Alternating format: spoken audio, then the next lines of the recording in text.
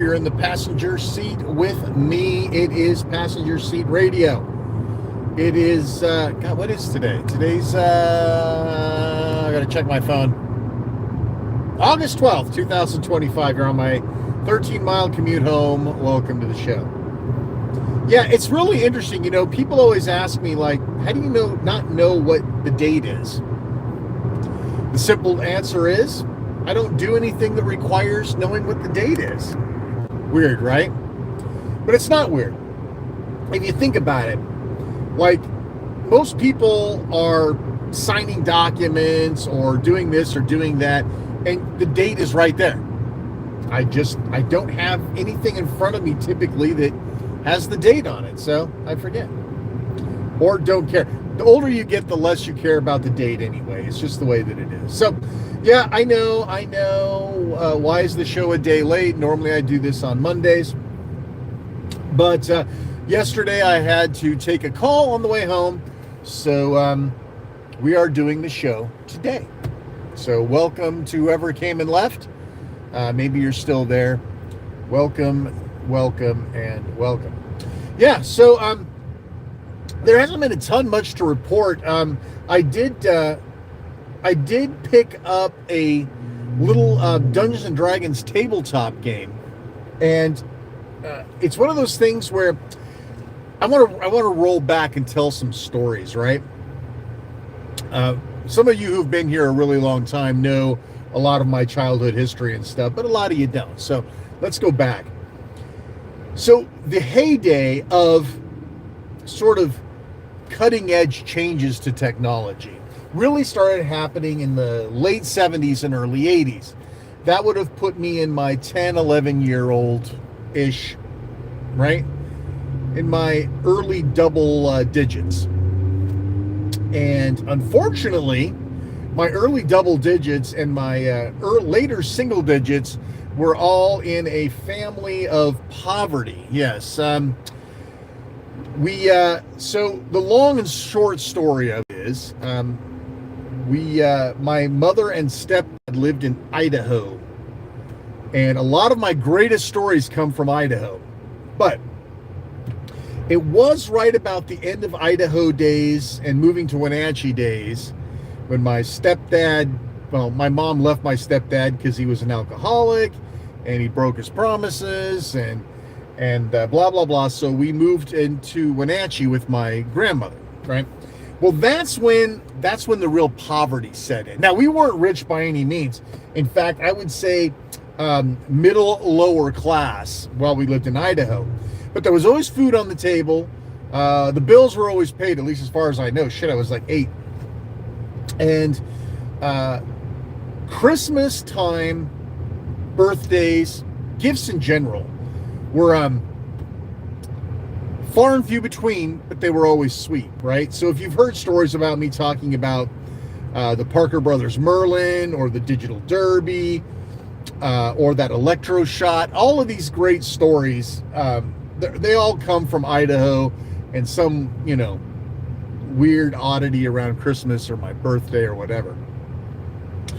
But it wasn't until later I found out that there was a lot of sacrifices made, and there were, I don't know where my parents scraped up money for shit. But I look back now, and I as an adult, and I think back, shit, my mom had to be paying rent, and there was an electric bill and a garbage bill, all these things you don't think about when you're a kid, of course.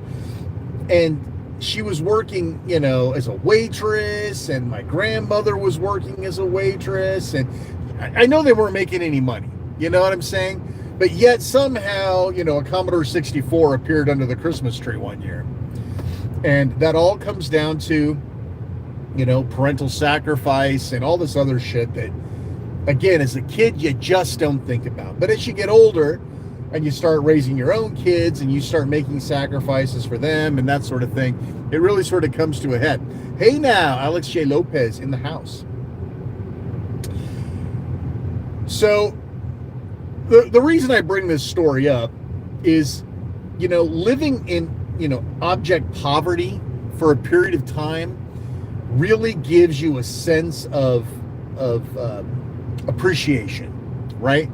So when my mother married the next guy, my current stepdad, but he's basically my dad.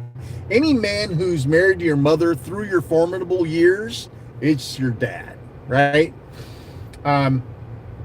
Once she married him, money started picking up, and life got better. But that was like 13, 14. So a lot of those cool things that happened in the late 70s and early 80s were over, right? So there was a huge shift of technology, and this is kind of fun to talk about. Like, we went from basic LED games to something a little more interesting, right? We went from the Atari 2600 to the ColecoVision, and then the NES. So, computers went from the Commodore 64 to the Amiga. So there were all sorts of crazy shit happening during those probably, from 76 to 84, 85, right in there. Unbelievable period of time. It's worth going back and looking at those, 7 to 10 years and seeing just how fucking great life really was, But yeah, unfortunately, those were also the times when my family had no money.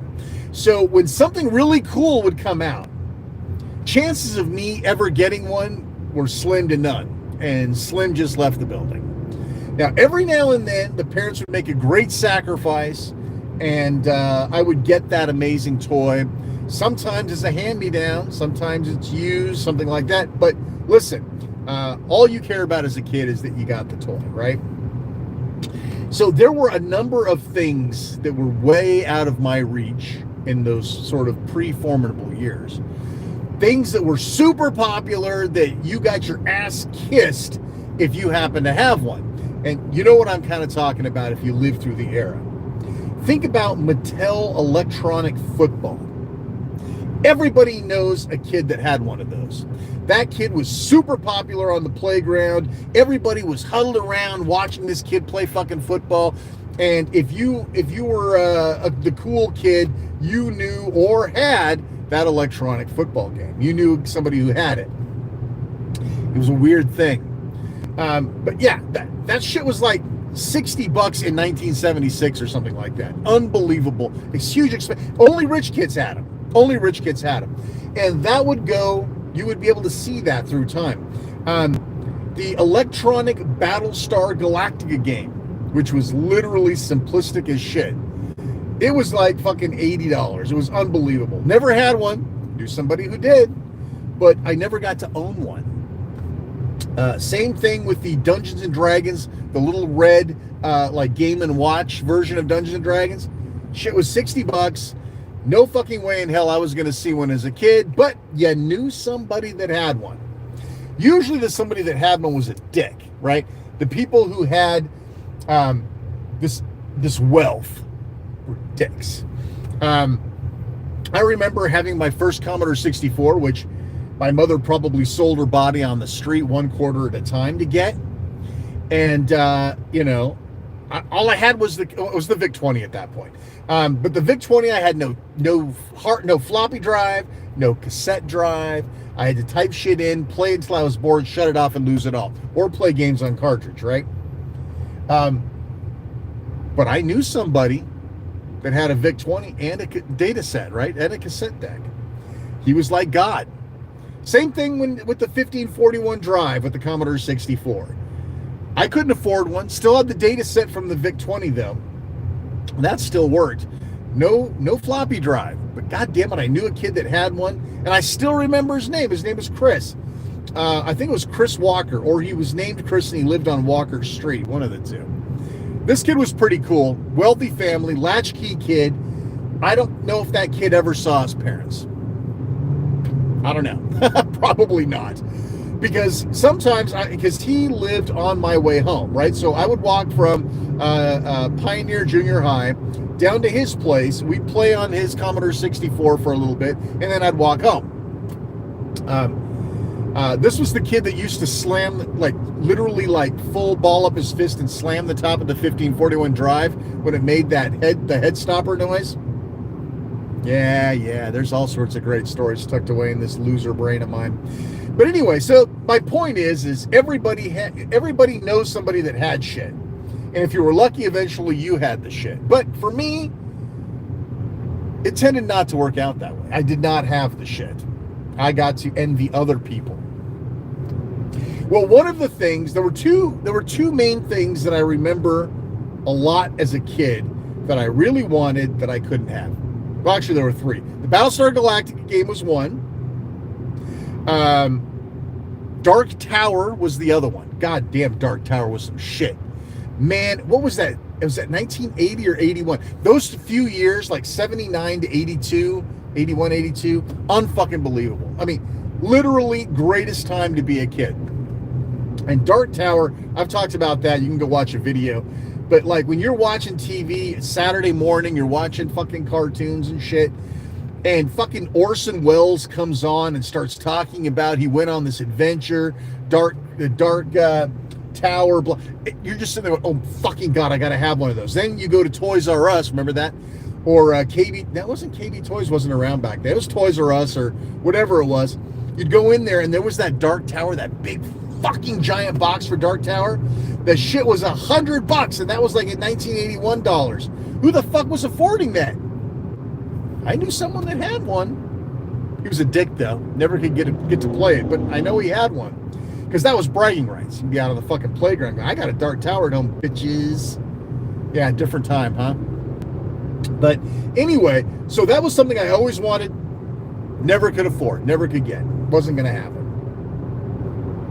The last thing was the Dungeons and Dragons Computer Labyrinth board game. And I always wanted one. Never knew anybody that had one. This is one of those rare cases.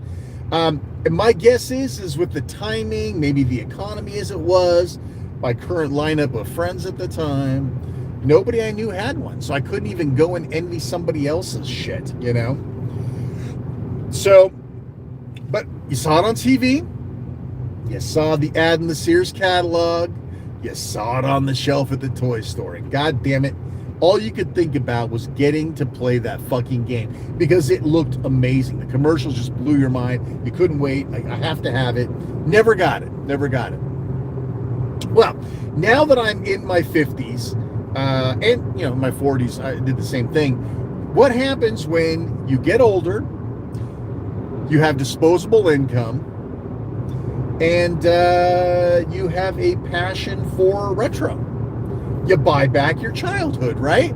Or in my case, I buy myself the childhood that I never had. So yes, I do own a Battlestar Galactica handheld game. I do own a Dungeons and Dragons liquid crystal display game. And now I do own the Dungeons and Dragons Computer Labyrinth board game. And over the weekend, my wife actually had to dog sit for my mother-in-law. So I had all Friday night, most of Saturday, and all of Saturday night to myself. And honestly, the only time and my son was working. So the only time that I could ever really get away with a live stream is either right here in the car, where nobody's going to fucking bother me, or when those rare occurrences happen that my family happens to not be home. So the weekend, I took it upon myself to do a bunch of live streaming. One of the things I live streamed, of course, was my brand new acquisition of the computer. Sorry, the guy just fucking cut me off, asshole. Yeah, no, I know. My car's sitting there going, break. It's like, no, I got this. So yeah, so I did a nice live video on that. That's a lot of fun. The game, you know, it's funny. There are like periods of history and time when you go, you know, that really kind of changed shit. You know, there's big ones, right? The iPhone, well, not the iPhone, but you know, BlackBerry, whatever it was, smartphones come out, internet, there's all these big forks in our lives that, you know, really showed that life changed. But for a kid in the late 70s and early 80s, it was like just fucking magic, man. And these games are still fun to play today because they're one step above imagination, totally required to today where no imagination is required. But it was the first increment where it wasn't just pencils, paper, and dice, right? For like D&D. Listen, I played my share of D&D as a kid, but it was your imagination that fueled it. The dungeon master sitting around a table, eating fucking cheese balls and drinking root beer, or whatever it is your particular passion was.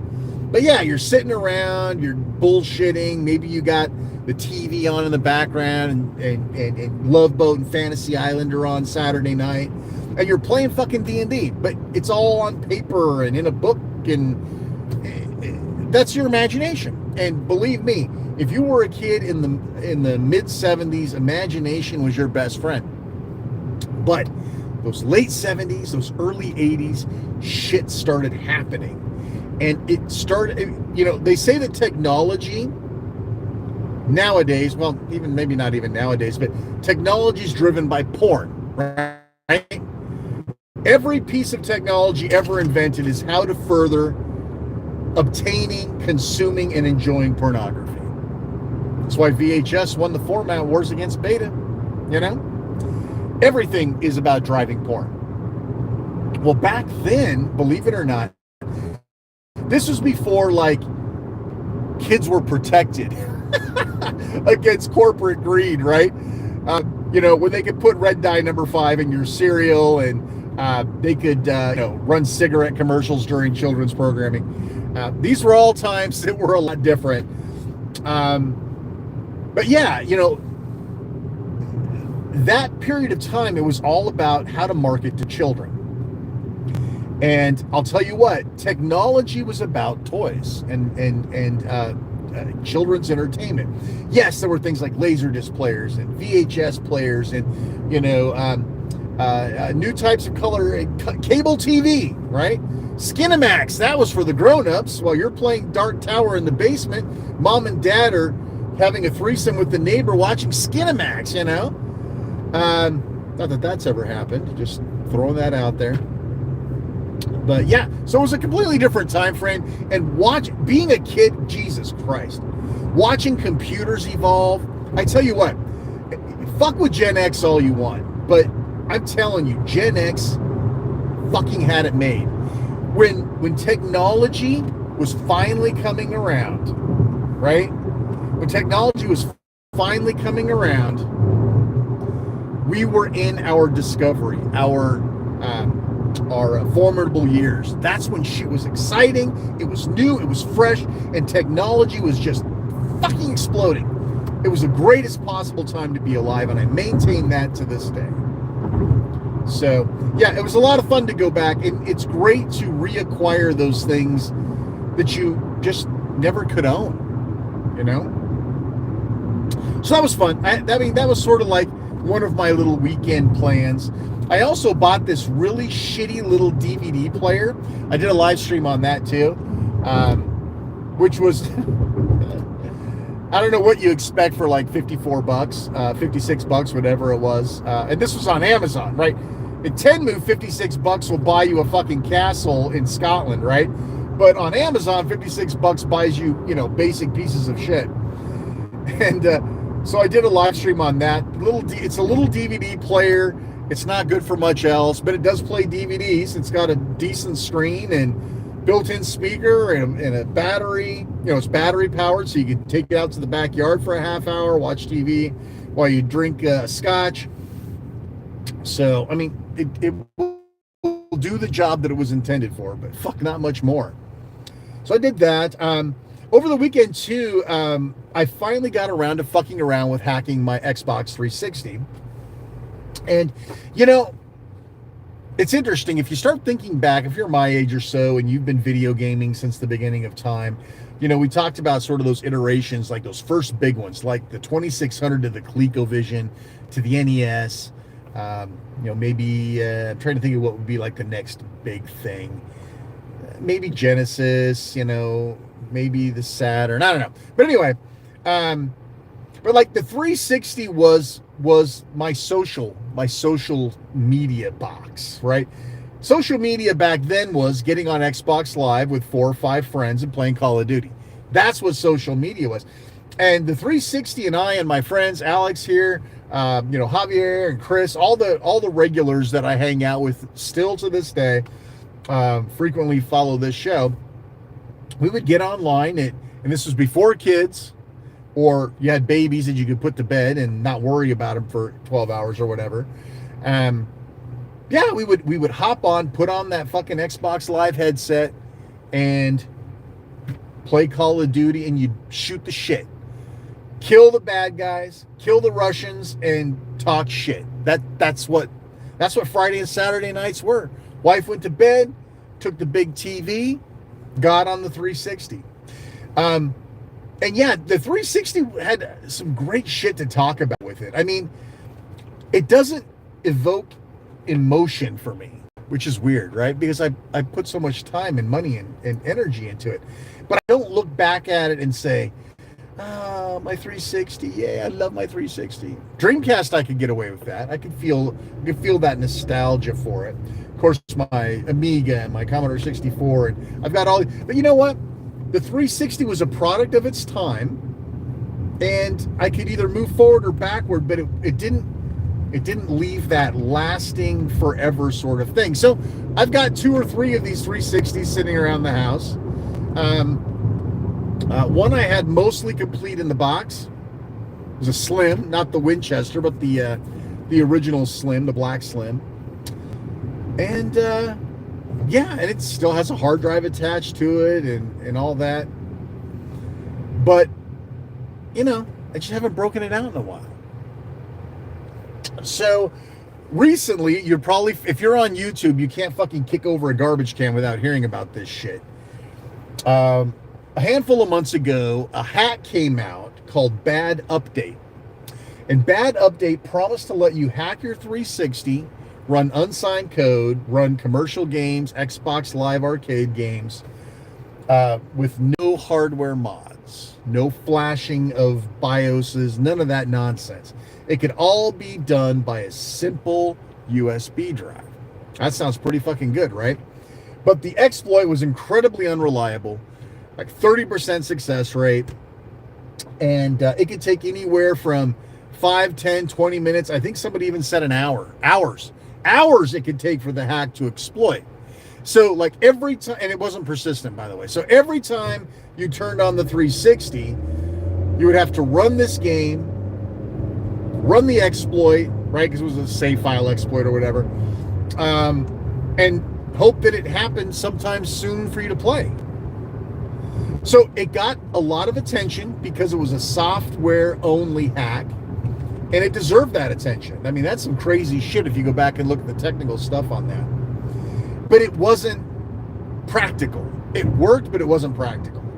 Now, you could, I think, put the 360 to sleep and wake it up, and you'd still be modded. But pretty much anything else, if it crashed or whatever, you had to go back and do the exploit again.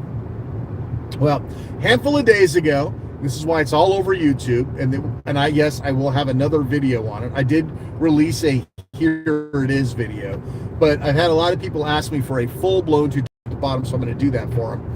But so a new version of it came out, 1.2, and apparently one stage of the hacking exploit was optimized, where it went from maybe being an hour to maybe being a couple of minutes. Now, that's something everybody can get behind, right?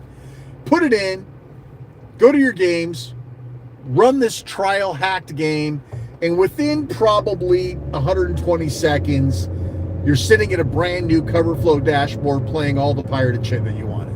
I'm sorry, playing all the games you purchased legally and still had on the system. You can play those now through this exploit. So I spent some time this weekend, and I swear to God, it was not meant to happen. So here's how the story goes. So I knew for a fact right where one of my 360s was, my black Slim 360. I knew exactly where it was, and I knew that the power brick was in there. So I went, I got that, and the power brick out. No controller. I'm like, fuck. Okay, so Because the 360 controller, completely unique, right? You can't go and use an Xbox Series controller, can't use an Elite controller, no third-party, well, there's third-party ones that work, but, wired, whatever. I didn't have any of that shit. But somewhere, god fucking damn it, somewhere, I've got a 360 controller somewhere. So then, so I know what you're thinking. I think, wait a minute, I rushed ahead a little bit. I know what you're thinking. You didn't need to use a controller, Shane. You can plug a keyboard in. Maybe some people don't know that. You can plug a keyboard into the USB slot in the front of the 360, and you can use the keyboard to navigate the UI. So I didn't really have to find the controller, right? I could have just shown the exploit without playing any games. I thought that was the case, but I was summarily wrong. Because while the keyboard works just fine in the dashboard, it does not work inside of any game. So there's no way to press A to start in the hacked game with the keyboard. So I thought I was really smart digging out the keyboard and doing all that shit. Turns out I was not smart. Now I had to go find the goddamn controller. All right, so finally I find this fucking nasty, decrepit, practically broken 360 controller. The left analog stick is completely thrashed. I mean, barely worth saving. But all I need is the A button to get to the exploit, right? So I'm figuring this is going to be fine. So I trot that little fucker back to my Xbox. I'm ready to fucking hack this thing. And it's dead. Well, of course it's dead. So I go look, I pull a couple of fresh batteries out, and I look on the back, and what should I find? A Nyko charging pack. That pack's fucking dead as hell, dude. Now, it doesn't necessarily mean it wouldn't charge if I could find the charger. Right? And so I'm like, fuck it. Well, okay, I'll just pull this off and put batteries in it. Well, if you know about the 360 controller, you know that wasn't going to happen. Because if you pull the battery pack off the back, you have to, the Nyko rechargeable pack off the back, you then have to replace it with the official Xbox 360 controller battery pack. Guess who didn't have that? So now I'm searching fucking everywhere, trying to find a battery pack. And I know what you're thinking. Shane, just plug it in through USB. No can do, because you need a special cable to do that. Guess who doesn't have a special cable? Who's a good dragon? Yeah, so I've got a dead Nyko battery pack. I have no battery adapter to plug in. No way to plug it in with a cable. I'm thinking, you know what? Maybe fuck this thing. Maybe I'm not meant to do this at this point. So I'm like, okay. So I think to myself, all right, let's go down to GameStop and just pick up a used 360 controller. No 360 controller for you. Go find some retro game store and pay out the ass for it. So then I go home and I'm like, God, I'm so fucking dejected at this point. It's like, fuck. So what are my options here? Go find some retro store and pay $50 for a 360 controller, order one off of eBay, wait around for 2 weeks for it to come. I said, or there's always that option of maybe I can find the charger for that Nyko pack. So I went back and I started digging through boxes, and oddly enough, this was the universe telling me, go ahead, you're good. Within like 30 seconds of going back into my fucked up storage utility area, the charger was just sitting there. I swear to God, there was almost a fucking beam of light coming through a closed ceiling, and the sound of ah. Yeah, that's what my weekend is like. So I grabbed the charger and I'm thinking, okay, this is great, but what if the Nyko battery's fucking completely dead? And I'm going, God damn it, that's what's going to happen, because that's what this day is like. So I plug it in, I drop the Xbox onto the charger, or the controller onto the charger. Red light comes on, we're charging. Certainly enough to power up the controller, and certainly enough to get the hack going. Turns out that Nyko battery pack, she got some life in her, boy. I managed to charge it all the way up, and she's still been holding a charge over the weekend. It's been great. So finally got around to doing the hack and learning my way around, and I showed it off in a video this weekend. But again, people want a tutorial, and I get it, because the tutorials that are out there now suck monkey butt. They don't tell you anything. You know, a lot of people, when they find my channel, they say, shit, you know, you cover stuff that other people don't cover. You cover in a way that other people don't cover. And you show us the real stuff. You don't cut out mistakes. You don't cut out problems or things like that. You go through and you explain everything. And so it's like, okay, so I think what I need is, I think what we need is a full-blown tutorial by me. So I was up late last night shooting footage for that, ridiculous amount of work, and it'll end up being like a 25-minute video, unfortunately. But listen, you can't hurry through shit like that. If you want to do it right, you got to do it. So that'll be coming probably not tonight, probably tomorrow. It's going to be a lot of work. But yeah, so that's what I did over the weekend. That was my fun. And I'm going to stop and pick up some food, and then I'm going home. Hope you enjoyed the show. Thanks so much for those of you who stopped by and stayed. I'm Shane R. Monroe, Passenger Seat Radio, saying we'll see you.